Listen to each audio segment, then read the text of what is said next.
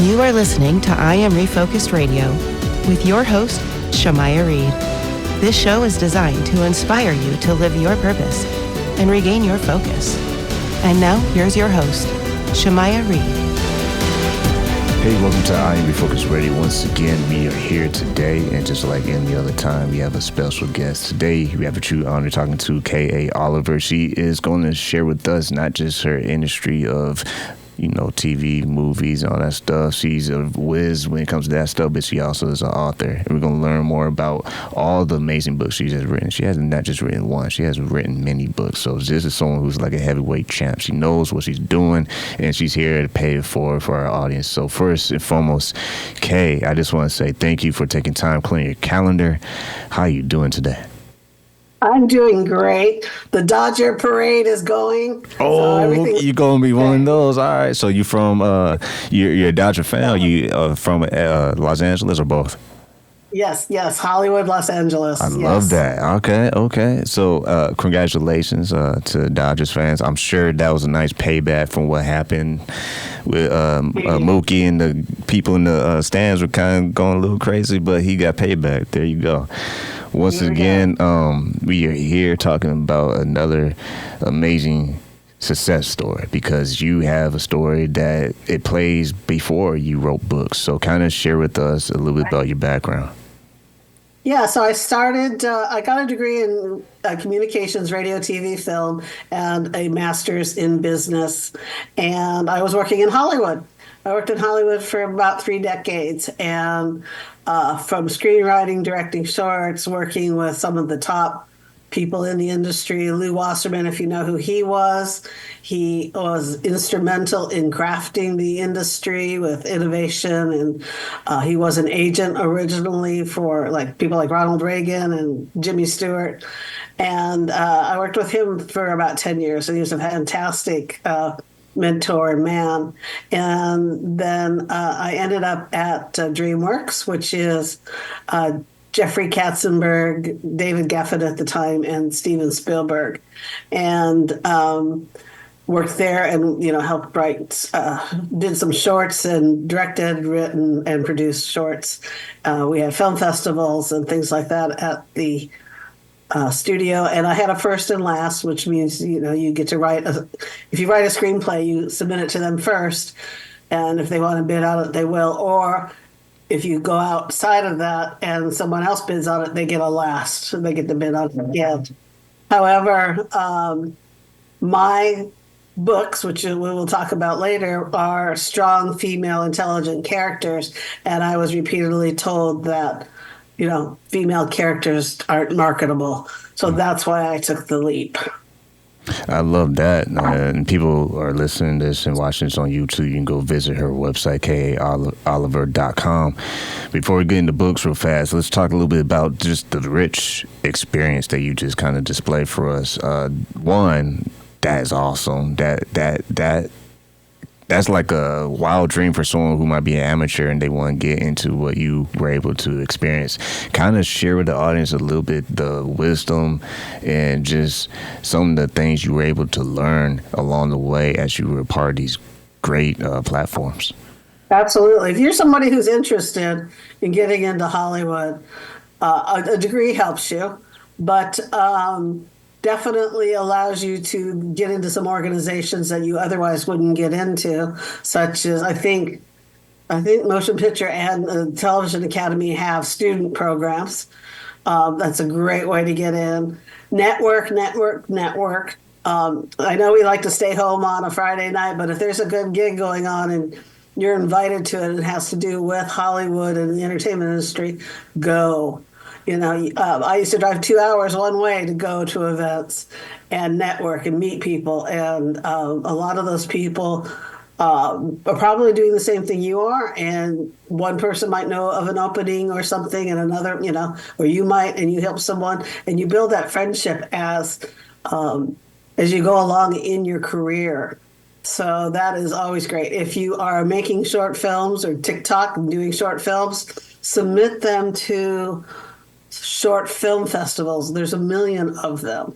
Make sure that what you're submitting catches their eye. You do something different. Don't be just like a normal submitter, because a lot of things, just get passed by. You have to make sure that you're different, and, that you do something to bring their attention to your film. So those are the main things. And then once you get in, learn as much as you can. I learned everything that I could. I learned about what happens before, during, after. And, I was very useful in many areas in many ways. I didn't just stick to one thing that I loved, and I loved video editing. But, I found that I went up the ladder with solidness, because there was nothing shaky about, being in one little facet. So you learn everything, volunteer, take things on if you can, because unions play a part of that if you're in a union situation. But, do independent films. A lot of people, like myself, would do independent films, and I couldn't pay you much, but you got credits on your resume. So, do what you can. If you truly love and this is your passion, that's what I tell you to do. You dropping some knowledge right now. I really appreciate this. This is like an exclusive free masterclass that people very take advantage of. So I want to dig even deeper when it comes to, because you mentioned about TikTok and just creators out there who are either filming things or they're creating things, and maybe they have a team or they're solo.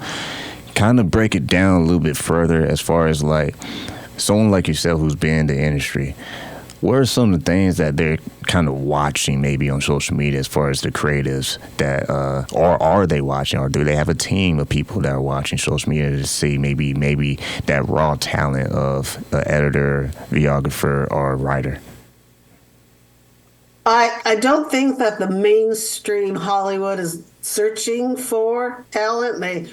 As you know, a lot of things are remakes. A lot of things are people working together again in the same team, and tend to trust the people they know. You have to stand out some way. Your TikTok, your short, that's where the short film festivals come in. That's where you can get additional exposure. Do your own media, for your TikToks. Years ago, you couldn't there was no TikTok, and phones they were regular phones. They didn't have cameras on phones. Yeah. So getting into Hollywood was harder in that sense.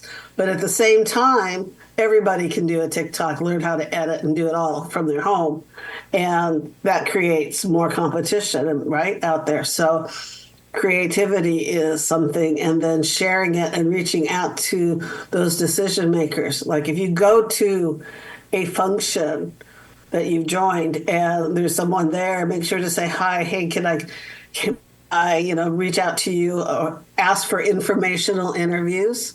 Those are great. I'd just love to sit down with you, talk to you. I want to learn more about Hollywood. Everybody wants to talk about themselves. So, I had several of those kind of interviews when I was looking at shifting jobs within Hollywood, and reached out to people that I had met at events and said, can I come in and just talk with you? And that led to another job.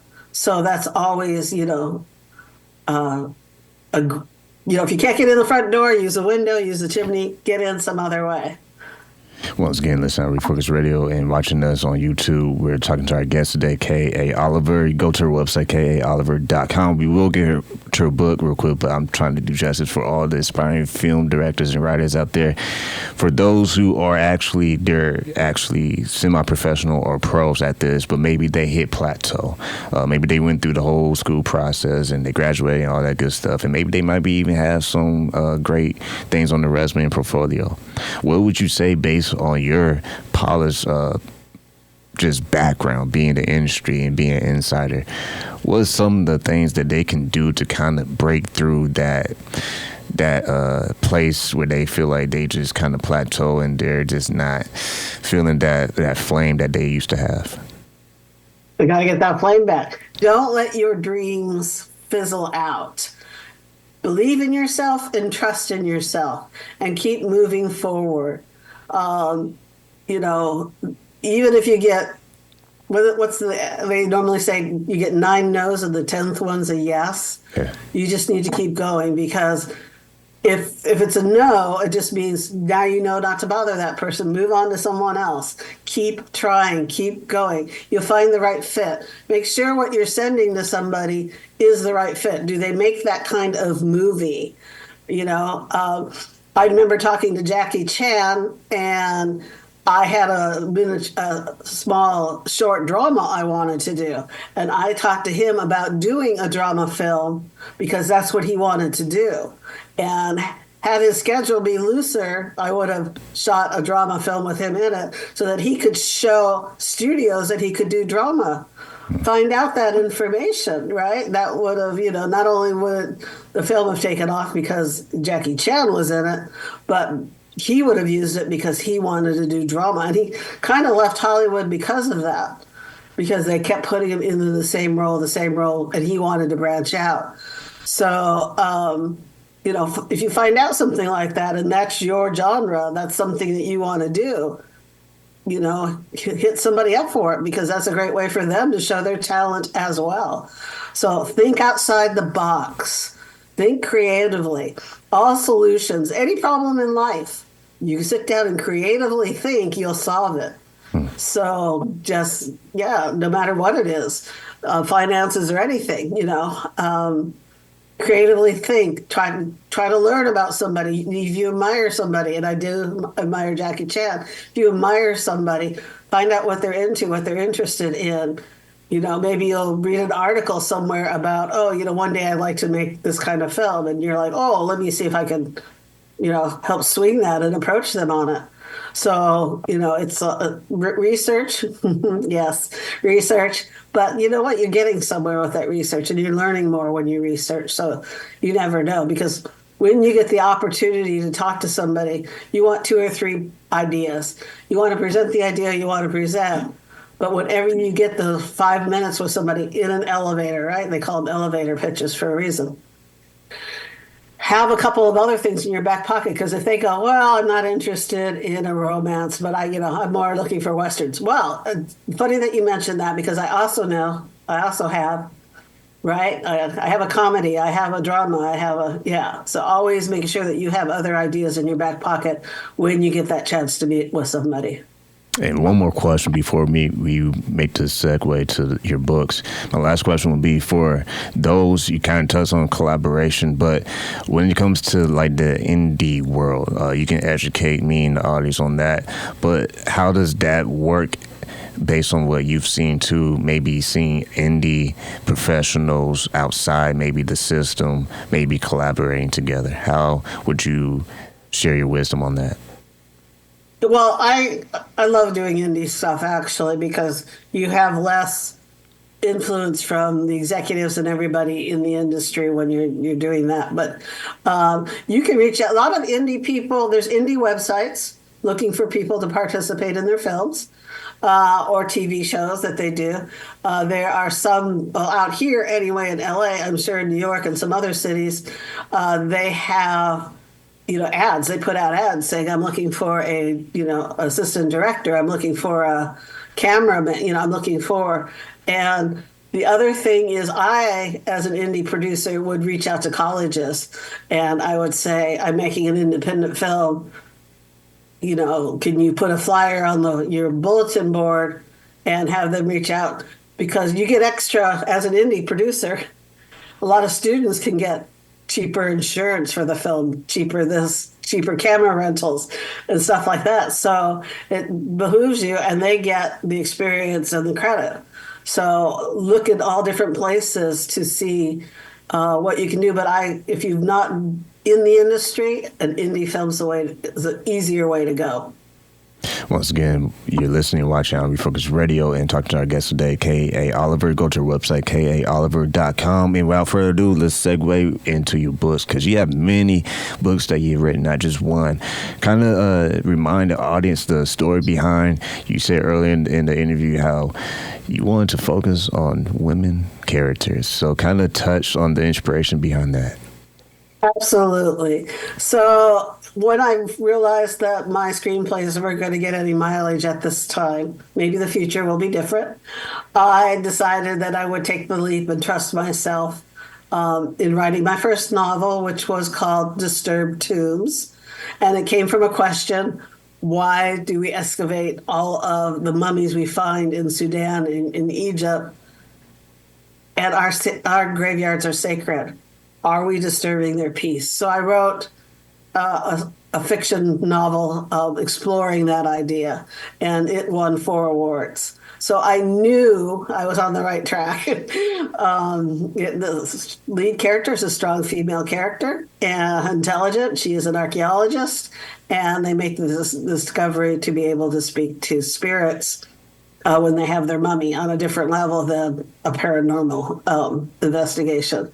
So I started there, and then I just loved it. I loved the ability to write and continue writing books. I wrote Road to Elysium. That one won 10 awards. This one, based on an actual event, so it's inspired by a true event. That one is a little different because the lead is a male character, but it had to be because of the situation. But it explores the loss of hope and how one knee-jerk reaction to a question changed his life and several other people's lives for the positive. So, Elysium is paradise, so Road to Paradise. So that one won 10 awards by itself. So that one's being shopped for a movie.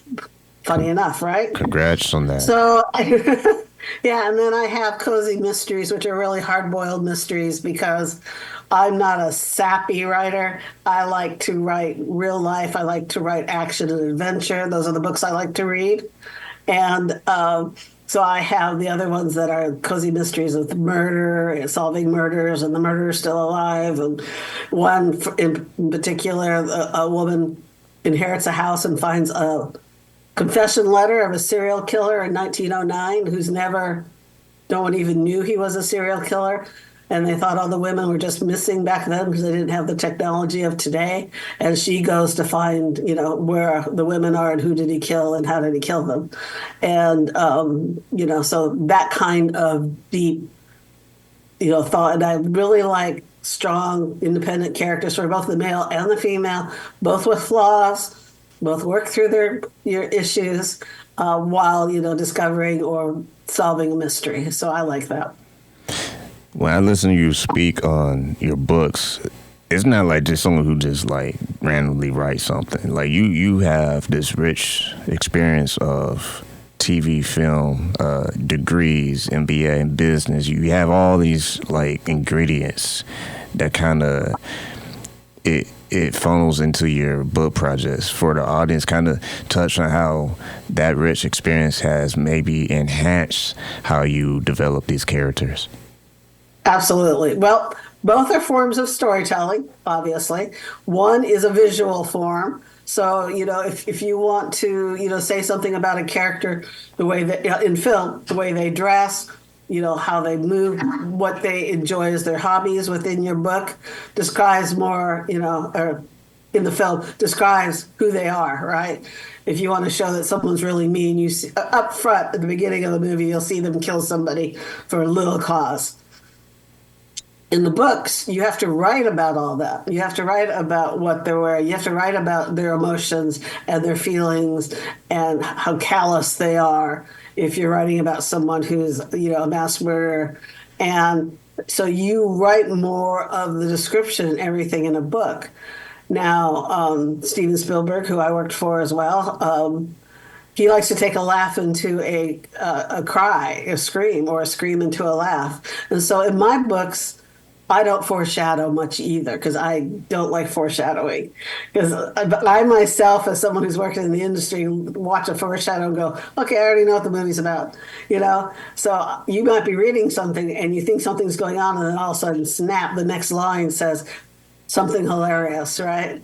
And you go, oh, I was thinking this, and I love doing that. So I love putting humor in my books in places where you might not think humor would go, in a mystery when you're being chased by a murderer. But things in real life happen that way. So I do include that in my writing. And that also comes from movies, because the number of clips you see, somebody's done something ad lib and it stays in the movie. right? It's something very human that they do. You know, the famous one where Indiana Jones pulls out his gun and shoots the guy who has the knife, which was ad lib. So those kind of things need to go into my stories. When you are in the process of putting your book together, just any book that comes to your mind, how much of a balance do you have for setting the foundation, like maybe the technical things, versus the freedom of the creativity side? I'm on the freedom creativity side. I don't plot anything out. That's what they ask you. Are you a plotter? No. But see, I can see it in my head, and I don't know if that's Hollywood. I can see the whole story in my head, so I just start writing. I give writing tips on my website, and they're free. So anybody who wants to go learn about, you know, the way my style of writing and my voice, they can go there. But I just start writing, and the hardest thing for me to learn at that point was not to worry about errors, because there's people who want it perfect the first time they write. Don't do that. Your creativity is gone if you do that. And I just write, and then when I give it to my editor, you know, great novels are made in the edit stage, not in first drafts, second drafts, or third drafts. I'm just telling you, it's made in the edit stage. Same thing with the film. Film is not put together until it's in the edit stage, and the tone of the film is the music behind it, edit stage, you know, so that's where the books also come together. They're similar in that way. I think How you put the images together when you're editing, if you do a 2-shot and then a 1-shot and then a close-up of an expression, that gives you the tone of the film. I think you just gave us a lot of secret sauce right there. And if I was pursuing film, I'm definitely going to bookmark this episode and listen to it over again, because for someone, like I said, I can't stress this enough, for someone who actually been inside the industry and been able to be around great minds, I mean, how much of that do you believe has played a role in not just the success of the awards your book has received, but also the recognition of you being able to get the word out and using platforms to tell your story? A lot, because I wanted to learn. So, I mean, you can go in the industry and never learn if you're not open to learning or analyzing what works and doesn't work, which is something we should always do in our lives anyway. But I wanted to learn. And so I would speak to people and ask them questions and, you know, say, hey, you know, I'm really interested in this. What do you think? And people would, you know, talk with me, and I'd have lunches with people. Some top producers, I would go to lunch. And I had one great friend who turned to me and said, my parents still don't think I have a job. And he was like 50 years old on a #1 rated television show. And he was a producer, you know, and he's like, my parents keep saying, when am I going to get a real job? And it's work. So, you know, it is still a profession. It is still a working job. And like any job, you need to learn, you know, that's why I say, grab those opportunities, help someone do something. Don't just stand there and watch them do it. Say, how can I help? What can I do? And that also builds a trust. So that is definitely something I did. And one of my first jobs came from an opportunity where a friend invited, I think there was 7 or 8 of us standing there, and says, hey, I know of an opening at a TV station. And out of all of those people, because it was LA and I was down in Orange County, I was the only one who said, I'd like to know about it. And I made the drive, and I did the extra work. And, you know, so that was my sneak in the door. But, you know, what were those other people thinking who didn't say, let me try for it as well? Because he told me years later that, you know, you're the only one that came forward. And I was shocked, because I would think that would be a natural thing. But, you know, I guess they didn't want it bad enough. That's the way I look at it. Been listening to Refocus Radio, watching us on YouTube, talking to our guest today, Kaili Oliver. Go to her website, super easy, kaioliver.com. See all her books and book trailers and about and resources. You said that you have some tips that people can see too on your website. Explain a little bit before we sign off. What's some of the things that you feel people gravitate towards more as far as your tips? Yeah, my tips are for writing tips. Most often, I mean, I talk about how to get started writing, what you should do, how you should do 15 minutes a day, etc. Things for writer's block. Don't end on the end of a chapter and say, tomorrow I'll pick up and start chapter 7. Never finish a chapter. Don't start there, because now you have to rethink everything. It's like rewriting a first page. Just write, and then leave it open. Even maybe not even finish a sentence when you stop for the day, because you'll go back and read it. You'll get that line of thought back in your mind, and you'll continue writing it. Right? You'll automatically pick up.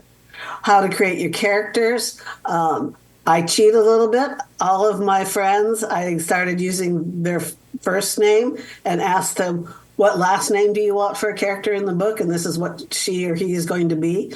And I have a built character. I know their background. I know their heritage. I know their lifestyle. I know their quirks. I know their favorite foods. And I don't have to sit there and try to figure out a character that I don't feel familiar with. I'm very familiar with them. I talk about copywriting. I talk about, the legal aspect of, too many people think that if you just put a copyright on it and you send it out somewhere that you're good and covered. For $65, Library of Congress, copyright your material. It takes you 10 minutes, so you can do it all online. So all of those kind of tips about writing, anything, book covers, everything. And it's all free. So I like to give stuff out, because if you're willing to learn, I'm willing to teach. Wow. Well, you need to go to kaoliver.com as soon as this episode is over with, so that way if you want to improve your style, or at least learn from someone who's been inside the industry, and it's free. Come on. Like, how many things you get free nowadays are actually quality? So you're getting something that's probably worth a lot of money. So you want to head over to kaoliver.com. Like always, been great chat with Kay. I want to say thank you for your time. Thank you very much. It's been an honor to be here.